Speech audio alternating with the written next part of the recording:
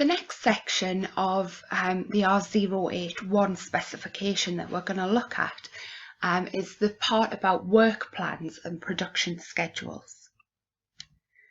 The key point here is about setting and meeting deadlines. All right, your client is the one who gives you a deadline.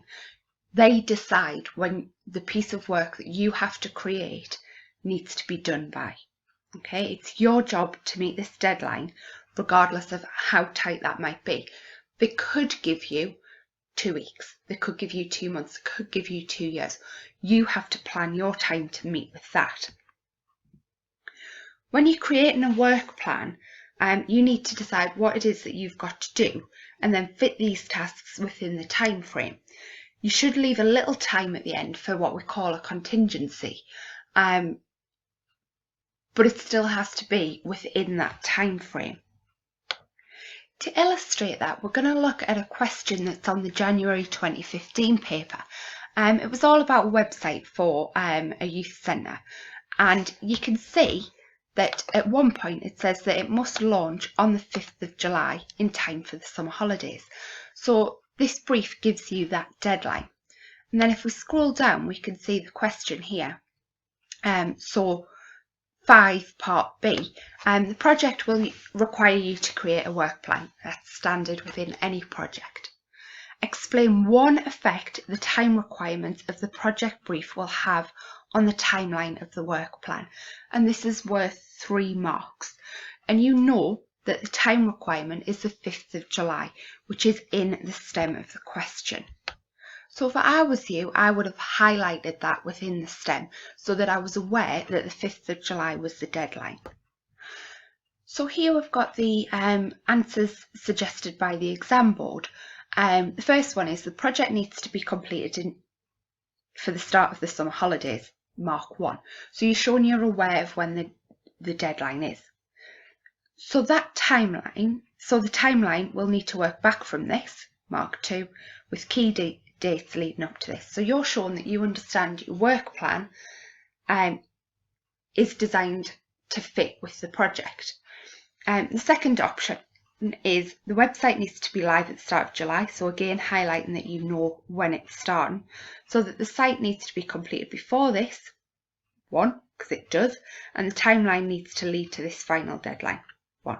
So what you're saying is, this is the date, I need to do everything before this deadline so that it can actually go live. So the feedback from the report says that the question saw a large number of candidates write down all the key terminology about work plans in the hope of gaining marks. So many gained 0.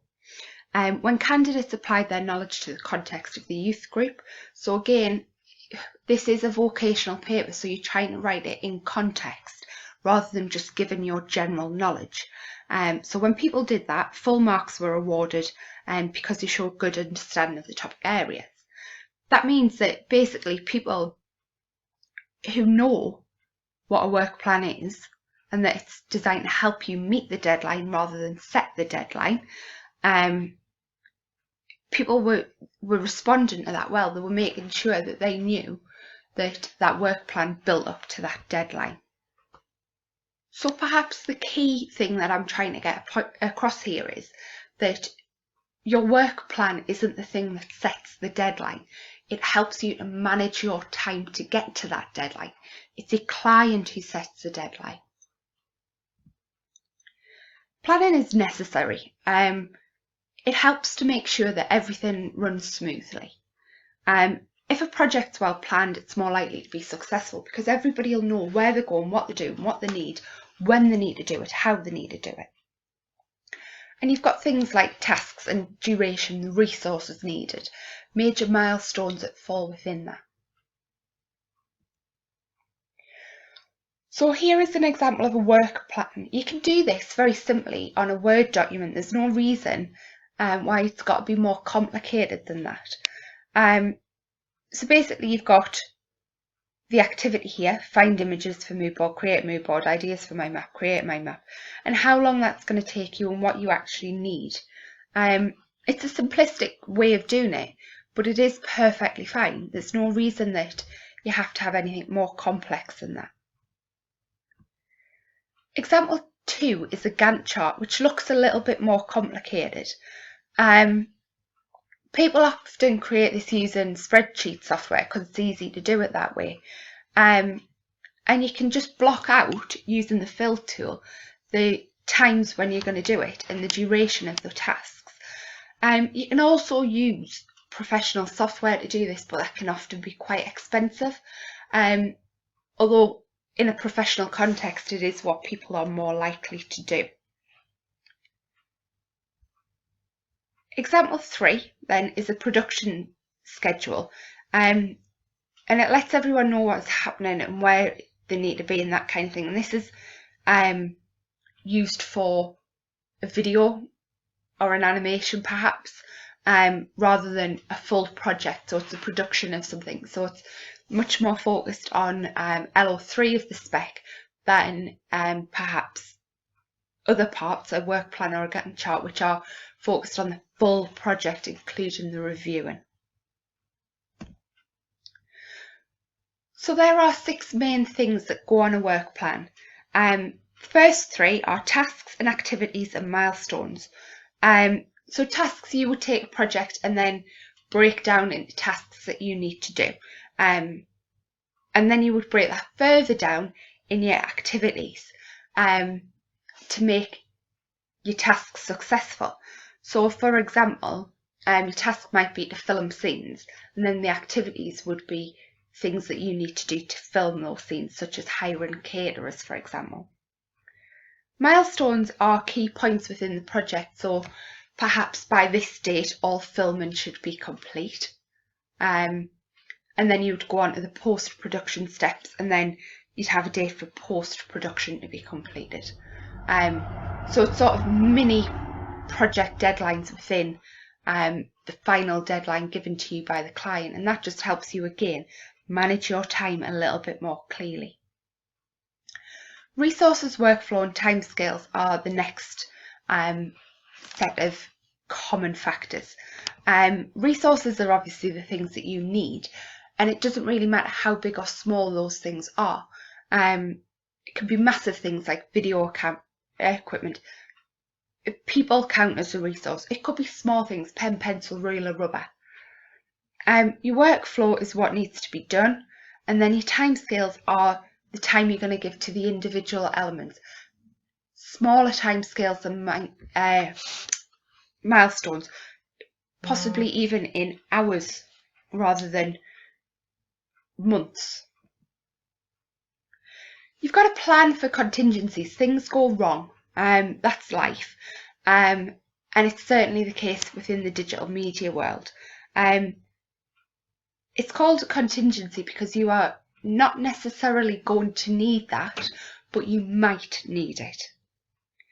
And things that cause these to be or this to be an issue is extra or unexpected costs, unexpected events, and just needing more time. So for example, an extra cost might be you need more equipment, or you need a different venue or software that you didn't think you'd need but you actually do and you've got to buy it. Unexpected events, you can't plan for every eventuality, it's not possible. You could have 2 weeks of really heavy snow stopping you getting to that rural location for filming. Staff could move on. You could have a specialist member of staff who decides to leave your project, or illnesses, cast, crew, yourself. All those things add in to causing the need for extra time. And sometimes, like I said, you just need more time. You might plan out a scene and it might be perfect on paper, but when you come to film it, it's just not good enough. It doesn't work. What you thought would be great actually looks horrendous. Or, you might lose some work, so you need more time to recreate that. Contingencies have to be planned in before the client deadline. So for example, you might have a client deadline of the 5th of December, but you will choose to have all your work done by the 4th of November.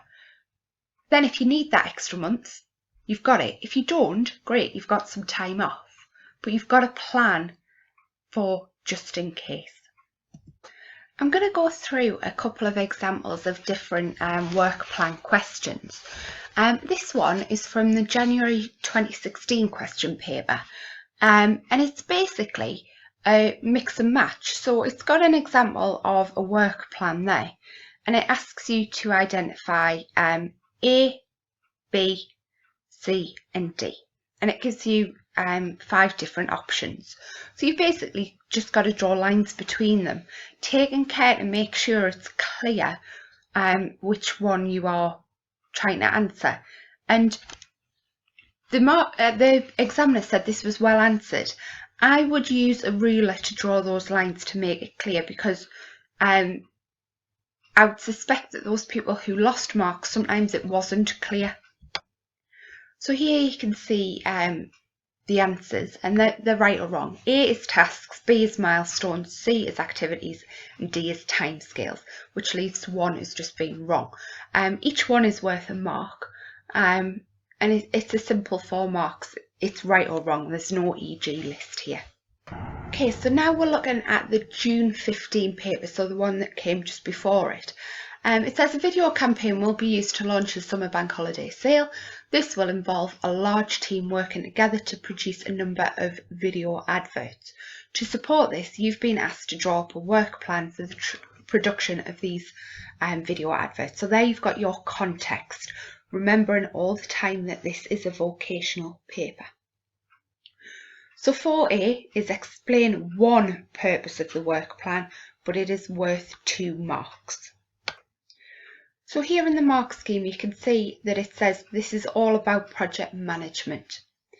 So suitable responses would have been to plan out what order the tasks, 1, need to happen in. Okay, so you're saying what the work plan does and why. To allow the project to meet the final deadline by working checkpoints to stay on track. So you're saying the work plan, it was about meeting the deadline, and you use it to plan in milestones. To provide timescales for parts so that you don't spend too long on one thing. So basically, you've got your timings, and you know that if it's 3 hours plan to do it and you're at 6 hours, you've gone well over. So looking up here, the examiner report says that this was poorly answered, and that students didn't really understand what a work plan did and its purpose. So centres, so your school, is advised to help you develop this aspect, because it's a weak area for many students. So if you don't understand this, you need to go back to your teacher and make sure that you get some guidance and some support on that. Going back to the question paper, it's a simple 3-mark question. Identify 3 items that will be included on the work plan. So there you've got a list of things that could be included. Project duration, time or date, they're seen as the same thing. Milestones, contingencies, tasks, activities, resources, staff, items or locations, they're all one thing. And then costs or budget, that's counted as one thing. Take care with questions like this to make sure you are only writing 3 things. If you wrote sort of on one line, time/milestones, that's 2 answers. If you wrote time on one line, milestones on one line, contingencies on one line, they're 3 answers. You will only get marked for your first 3 answers. If you write 8 different things across those lines, you are still only get marked on the first 3 that you put down. Again, the examiner's report suggests that this was badly answered, with people not really knowing what a work plan did or what went on it. This question has come up several times across several papers, so it is quite common, so it's important that you learn what those features of work plans are. Okay, so the final question in this paper about work plans is explain one reason why using the work plan would help when working with a large team to produce the video adverts. Now, the key here is in the question. You know that it's worth 2 marks, you can see that there, and it's got context to produce the video advert. You're given one reason, so you know that you're going to have to expand on that reason within context because you've got to produce the video adverts. It shows you that context is required. So as I've already said, you can see in the guidance here that it must be related to the context of a team rather than an individual, because it tells you that in the question. So suitable answers were that it allows the project leader to track, 1, that all parts are being completed on time. 2, so you're talking about the project leader using that to monitor people. It allows different members of the teams to know when they can expect parts they require for the advert. So it's shown that, you know, the people who write the script and plan it have a deadline, so the people who are filming know when they expect it. So the team members know what to do to help finish the advert. And that's the essence of what a work plan is, isn't it? It's explaining what needs to be done to finish a project. So all 3 would be suitable answers in context with some expansion. So you can see here that the feedback from the report is that the candidates are not talking about this in context, so didn't get the marks, and that's a common feature across a lot of the reports that we've looked at, that context is missing. And finally, here's a few sources that I've used to help me compile this podcast. There's a lot more out there to help you, but the OCR website also has on it some tasks that you could use to practice in as part of your revision.